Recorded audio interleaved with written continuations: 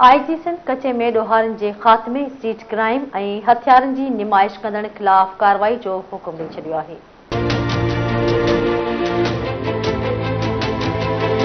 IG Sindh रिफ़त Mukhtiar कचे में ॾोहारनि जे ख़ात्मे, street crime ऐं हथियारनि जी नुमाइश कंदड़ ख़िलाफ़ कार्रवाई जो हुकुम ॾींदे चयो आहे त हाईवेज़ ते सिक्योरिटी जा सख़्त इंतज़ाम कया वञनि, ॾोहारनि जो ख़ात्मो आणियो वञे।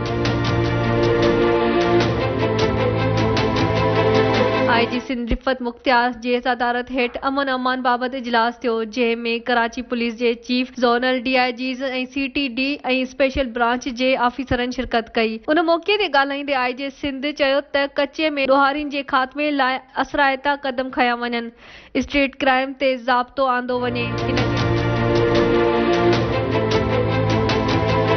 हुन चयो त समूरा ऑफिसर थाणे जे नफ़री वधाइनि, बाज़ारनि ऐं रोडनि ते गश्त वधायो वञे, फ्लैश ऐं पुलिस लाइट्स ऐं विकिरो ऐं इस्तेमाल कंदड़ ख़िलाफ़ कार्रवाई कई वञे। आईजी सिंध पारां सूबे में समूरी हाईवेज़ ते बि सिक्योरिटी लाइ गैर मामूली क़दम खणण जी हिदायत कई वई। ताजा रिफ़त मुख्तियार चयो त हथियारनि जी नुमाइश ऐं गैर क़ानूनी विकिरो कंदड़ ख़िलाफ़ बि कार्रवाई कई वञे।